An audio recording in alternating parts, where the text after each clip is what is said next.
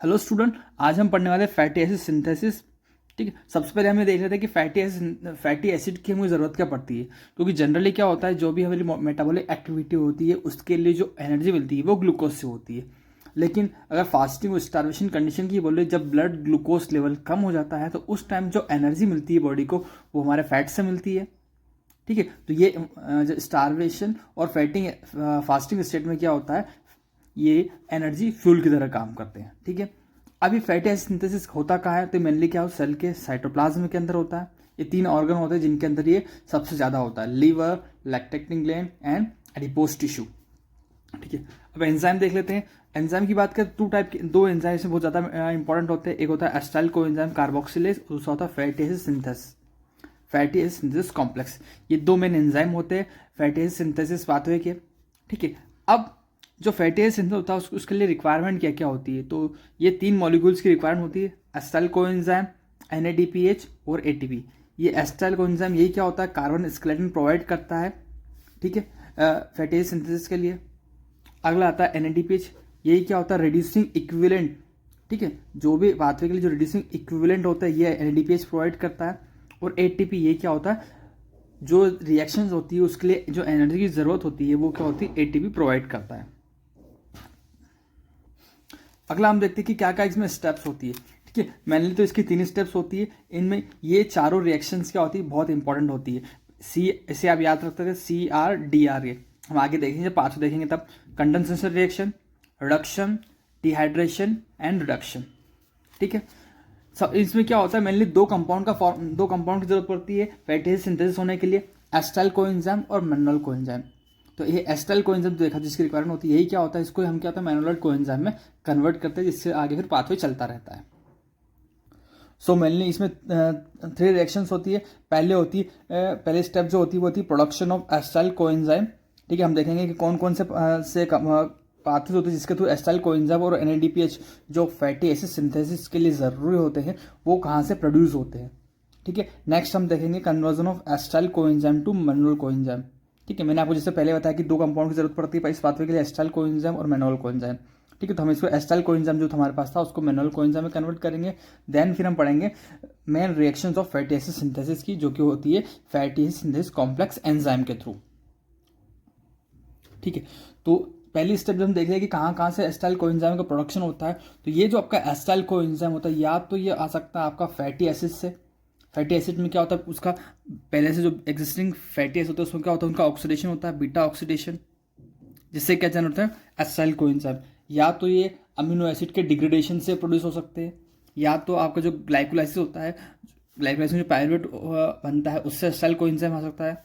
ठीक है, या तो ये क्या होता है कीटोन बॉडीज जो होती है आपकी, उस कीटोन बॉडीज के अंदर से भी क्या उसके डिग्रेडेशन से भी एसिटाइल कोएंजाइम प्रोड्यूस हो सकता है।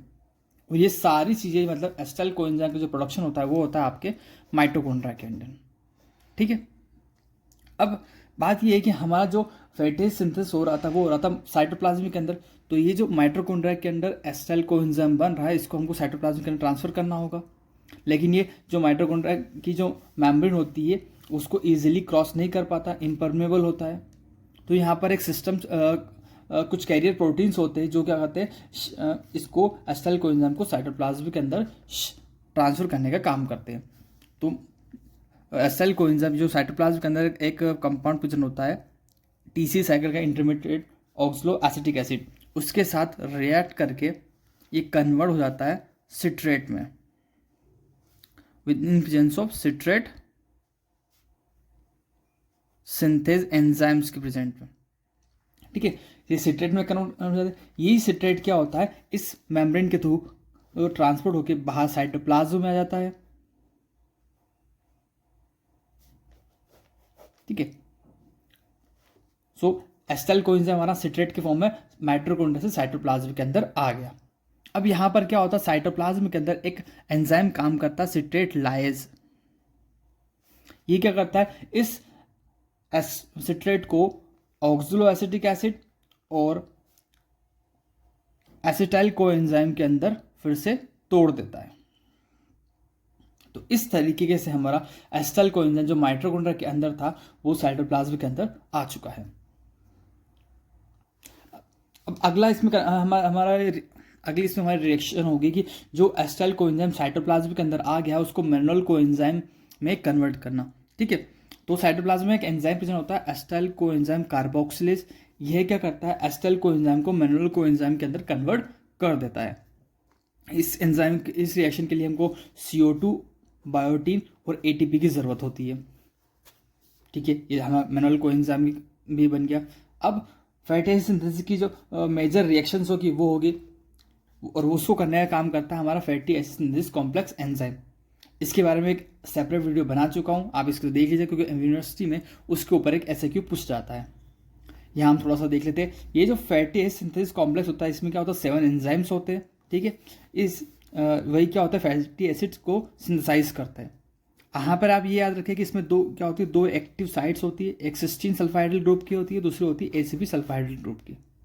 ठीक है, यही फैटी एसिड सिंथेसिस कॉम्प्लेक्स क्या होता है, ये चारों रिएक्शंस करवाएगा, condensation, reduction, dehydration and reduction, जिसके थ्रू क्या होता है फैटी एसिड हमारा बनता है। अब पूरा पाथवे देख लेते हैं।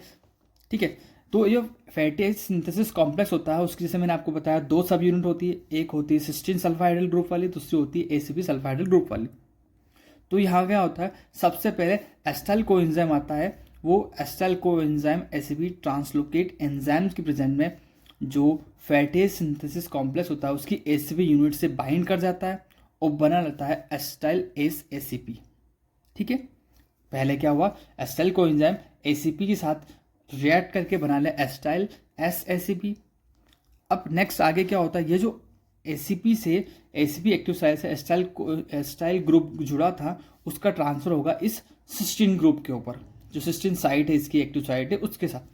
पहले यहाँ पर जुड़ा, यहाँ से ट्रांसफर हो जाएगा इस साइट के ऊपर, तो बन जाएगा एसिटाइल एस एंजाइम। पहले ACP पे गया, ACP से सिस्टीन पे चला गया, तो ACP साइट क्या हो गई, खाली हो गई। अभी जो ACP साइट जो खाली है उसके ऊपर आएगा आपका malonyl coenzyme. Malonyl coenzyme act करेगा in presence of malonyl coenzyme ACP transacylase. ठीक है, तो कंपाउंड बन जाएगा हमारा एसाइल मैनुअल एंजाइम। ठीक है, तो अब सिस्टीन और ACP दोनों पर क्या होता है, सिस्टीन पर आ चुका है आपका एसाइल कोएंजाइम और ACP पे आ चुका है मैनुअल कोएंजाइम, जिससे कंपाउंड बना उसको बोलते हैं एसाइल मैनुअल कोएंजाइम। अब इसमें क्या होता है, यहाँ पर एक एंजाइम आता है beta keto acyl ACP synthase. इसमें क्या होगा, कंडेंसेशन होगा दोनों मॉलिक्यूल में, एसिटाइल कोएंजाइम और मैनुअल कोएंजाइम जो इन दोनों एक्टिव साइट से जुड़े हुए थे उन दोनों में आपस में क्या होगा, कंडेंसेशन होगा, CO2 बाहर निकलेगी और आपका कंपाउंड बन जाएगा बीटा कीटो एसाइल ACP। ठीक है, अभी जो कंपाउंड बना है बीटा कीटो एसाइल ACP, इस पर एंजाइम काम करेगा, रिडक्शन, यहाँ पे रिडक्शन रिएक्शन होगी। ठीक है, जिसमें मैंने बताया था आपको CRDC। ठीक है, कंडेंसेशन हो चुका है, अब रिडक्शन होगा in presence of beta keto acyl ACP reductase. ठीक है, आपको पता है जब भी क्या रिडक्शन रिएक्शन होगी वहाँ पे यहाँ पर जो रिड्यूसिंग इक्विवेलेंट की जरूरत होगी और वो प्रोवाइड करेगा आपका NADPH। ठीक है, तो यह कन्वर्ट हो जाएगा beta keto acyl ACP beta hydroxy acyl ACP compound में। ठीक है, ये होगी रिडक्शन। आगे डिहाइड्रेशन, मतलब वाटर का क्या होता है, रिमूवल होगा। अब जो बीटा हाइड्रोक्सी एसाइल ACP बना था उसमें क्या होगा, रिडक्शन होगा, रिडक्शन नहीं, डिहाइड्रेशन होगा। डिहाइड्रेशन होगा मतलब वाटर यहाँ से निकल जाएगा, तो कंपाउंड बनेगा आपका trans enoyl ACP in presence of beta hydroxy acyl ACP dehydratase. तो आपका कंपाउंड बन गया ट्रांस एनॉयल ACP। इस ट्रांस एनॉयल ACP में क्या होगा, फिर से क्या होगा, रिडक्शन होगा in presence of enoyl ACP reductase, और यहाँ पर भी रिड्यूसिंग इक्विवेलेंट जो है वो प्रोवाइड किए जाएंगे NADPH2 के थ्रू, और कंपाउंड आपका बन जाएगा ब्यूटाइल ACP। सो बन चुका है कंपाउंड ब्यूटाइल ACP। अब इस ब्यूटाइल ACP पे क्या होगा, जो हमने अभी रिएक्शन पढ़ी थी, कंडेंसेशन, रिडक्शन, डिहाइड्रेशन और रिडक्शन, ये क्या होती, यही रिएक्शन 6 मोर टाइम होगी, मतलब पूरे 7 साइकिल चलेंगे, तब जाके क्या होगा, हमारा फैटी एसिड बनेगा। यहाँ पर जो देखिए आप बन चुका है पाल्मिटॉल, जो कि फैटी एसिड सिंथेसिस कॉम्प्लेक्स की ACP सब यूनिट से जुड़ा हुआ है। अब इस कंपाउंड पर एक थायोस्ट्रेज एंजाइम, पाल्मिटॉल थायोस्ट्रेज एंजाइम काम करेगा और इस पाल्मिटॉल को इस ACP एक्टिव साइट से रिमूव कर देगा। तो हमारे पास पाल्मिटिक एसिड, जो कि क्या है, फैटी एसिड है, वो मिल जाएगा। तो इस तरीके से क्या होता है, पूरा फैटी एसिड सिंथेसिस का पाथवे चलता है, जिसे हमको एंड में क्या होता है, लगभग 7 साइकिल्स के थ्रू एक फैटी एसिड मिल जाता है। ठीक है, तो इसमें एग्जाम में आपको पाल्मिटिक एसिड की क्या होता है सिंथेसिस के बारे में क्वेश्चन आता है, तो आप पूरा वही पाथवे बना सकते हैं। एक बार हम समरी में देख लेते हैं कि क्या क्या रिएक्शन हुई है। हमने एक एस्टाइल कोएंजाइम लिया था, उस एस्टाइल कोएंजाइम को कन्वर्ट कर दिया था मैनुअल कोएंजाइम में। तो जब हम पाल्मिटिक फैटी एसिड का क्या करते हैं, सिंथेसिस करते हैं एस्टाइल कोएंजाइम से, तो एक एस्टाइल कोएंजाइम की जरूरत पड़ती है और उस बाकी की हमको कन्वर्ट कर देते हैं मैनुअल कोएंजाइम में। तो एक एस्टाइल कोएंजाइम, 7 मैनुअल कोएंजाइम और 14 NADH2 की जरूरत पड़ती है, जिससे कन्वर्ट हो जाता है आपके पाल्मिटिक एसिड के अंदर। अब हम इसका रेगुलेशन देख लेते हैं, क्या क्या इसमें रेगुलेशन होते हैं। तो जो मेन रेगुलेटरी एंजाइम होता है फैटी एसिड सिंथेसिस कॉम्प्लेक्स का, वो होता है आपका acetyl coenzyme carboxylase. Acetyl coenzyme कार्बोक्स, यही क्या होता है, इसी के थ्रू क्या होता है, पूरा पाथवे रेगुलेट होता है। अब ये जो एंजाइम होता है ये 2 फॉर्म में होता है। जब ये मोनोमर फॉर्म में होता है तो ये इनएक्टिव होता है, जब काम नहीं करता है, और जब ये पॉलीमर होता है तो वही क्या होती है, उसकी एक्टिव स्टेट होती है। तो कुछ कंपाउंड सबस्ट्रेट होते हैं जो क्या करते हैं, इसकी एक्टिव साइड को प्रमोट करते हैं, कुछ होती है उसकी इनएक्टिव साइड को प्रमोट करते हैं, जैसे पाल्मिटिक कोएंजाइम और मैनुअल कोएंजाइम, ये दोनों होते हैं उसकी इनएक्टिव साइड को प्रमोट करते हैं, जिससे क्या होता है, फैटी एसिड सिंथेसिस इनहिबिट हो जाता है। वही हम बात करते हैं सिट्रेट की। ये सिट्रेट क्या करता है, इसकी पॉलीमर फॉर्म में इसको कन्वर्ट करता है, मतलब उसकी एक्टिव साइड को प्रमोट करता है, जिससे क्या होता है, फैटी सिंथेसिस चालू हो जाता है। अब अगला इसका रेगुलेशन आता है हार्मोनल। ठीक है, कुछ हार्मोन्स होते हैं जो इसको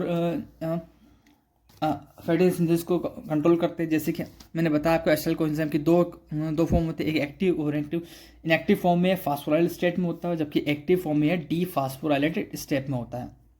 तो कुछ हार्मोन्स होते हैं लाइक ग्लूकागॉन, एपिनेफ्रिन, नॉरएपिनेफ्रिन, ये सब क्या करते हैं, इसकी इनएक्टिव फॉर्म को प्रमोट करते हैं, मतलब इसके फॉस्फोराइलेशन कर देते हैं इसका, जिससे क्या होता है, ये एंजाइम इनहिबिट हो जाता है, तो फैटी एसिड सिंथेसिस भी क्या होता है, इनहिबिट हो जाता है।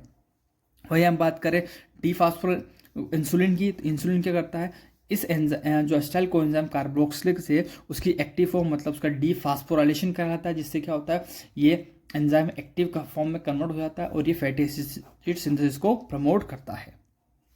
ठीक है, इसके अलावा एक तीसरी मैकेनिज्म होती है अवेलेबिलिटी ऑफ NADPH, मतलब जो रिड्यूसिंग इक्विवेलेंट चाहिए होता है इसके लिए, तो 50 से 60% जो आपके इसमें जो NADPH की जरूरत होती है रिड्यूसिंग इक्विवेलेंट की, वो होते हैं आपके HMP शंट से।